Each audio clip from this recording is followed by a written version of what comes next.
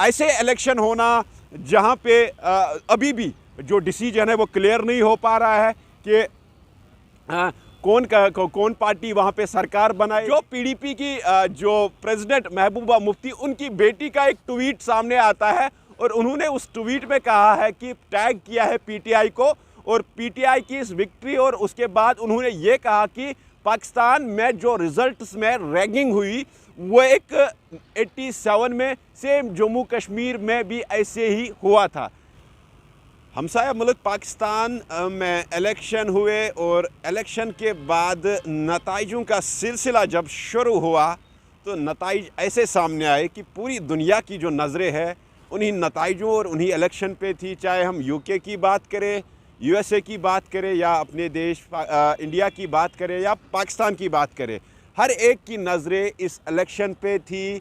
और ख़ासकर आपको मैं बता दूं कि जिस तरह के नताइज वहाँ पे आए हैं, हैरान। थोड़ा आपको ब्रीफली बता दूं कि जो विनिंग कैंडिडेट्स है जिनकी तादाद ज़्यादा है, 97 जो विनिंग कैंडिडेट्स है जिनकी ज़्यादा तादाद है, वो इंडिपेंडेंट कैंडिडेट है। और बताया ये जा रहा है कि उनको बैक जो कर रहा था वो पीटीआई कर रहा था।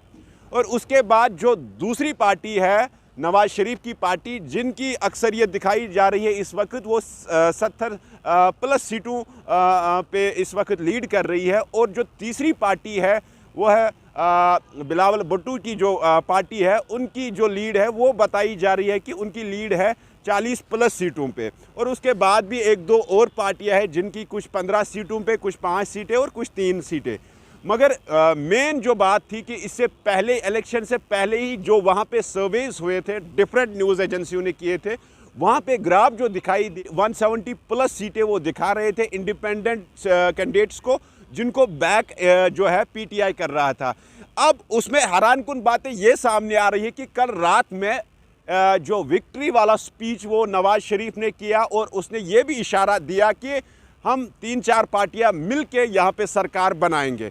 उसके बाद ऑडियो मैसेज भी पीटीआई के जो प्रेसिडेंट इस वक्त जो जेल में है, इमरान खान की तरफ से भी एक ऑडियो मैसेज जेल से रिलीज़ किया गया और जो इस वक्त वायरल है सोशल मीडिया प्लेटफॉर्मों पे, न्यूज़ एजेंसियों पे वायरल है।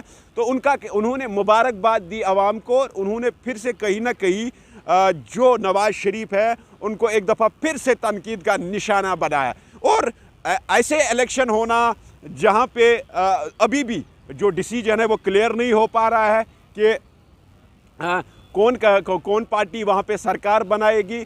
और दूसरी ओर अब इससे जम्मू कश्मीर की भी सियासत गर्म हो गई है। जो हमसाया मुल्क में सियासत हो रही है उस चीज़ से अब जम्मू कश्मीर की सियासत भी गर्म हो चुकी है।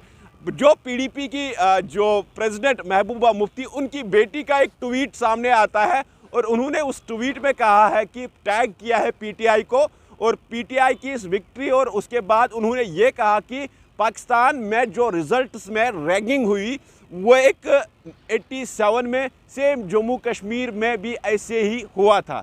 कहीं ना कहीं उससे अब जम्मू कश्मीर की सियासत भी गर्म हो चुकी है। और आपको बता दूं कि जिस तरह से अब नवाज शरीफ ये कह रहे हैं कि हम सरकार बनाएंगे, कुछ पॉलिटिकल पार्टीज़ को कोलेशन को लेके हम सरकार बनाएंगे।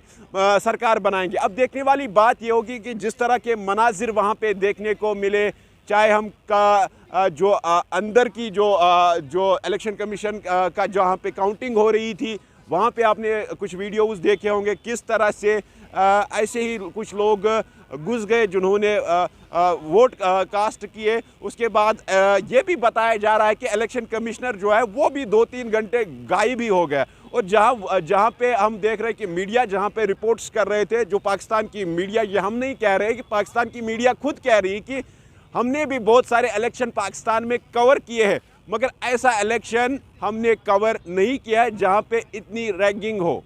और जिस तरह से हम देख रहे हैं कि यूएस की नज़रें, बाकी फॉरेन जो मीडिया वहाँ पे था, उनकी तरफ से भी ये बताया गया है कि जो अक्सरियत थी वो इंडिपेंडेंट कैंडिडेट्स की थी और जिसको बैक पीटीआई कर रहा था। और अब मुख्तलिफ ज़राइयों से ये खबरें आ रही है कि कुछ सीटों के लिए अब कोर्ट का भी सहारा लेना पड़ेगा। कि अब देखने वाली बात यह है कि आने वाले टाइम में क्या कुछ इस हवाले से निकल के सामने आएगा। आप तक ज़रूर शेयर करेंगे।